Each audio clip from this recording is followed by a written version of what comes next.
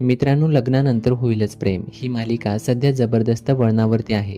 या मालिकेमध्ये नंदिनी ही जीवाच्या साथीने करत असलेल्या खोट्या प्रेग्नन्सीचं सत्य अखेर शारदासमोर आलं आहे.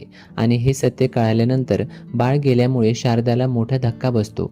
पण घरी सगळं सांगायचं सोडून नंदिनी हे नाटक करत आहे याचा शारदाला रागसुद्धा येतो.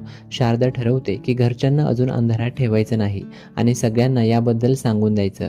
पण नंदिनी शारदाला अडवते आणि ती हे नाटक का करत आहे हे शारदाला समजावून सांगते. काव्याची प्रेग्नन्सी नाजूक आहे आणि अशामध्ये तिला हा धक्का सहन होणार नाही. त्यामुळे फक्त काव्यासाठी तू कोणाला घरी सांगू नकोस असं नंदिनी तिला म्हणते.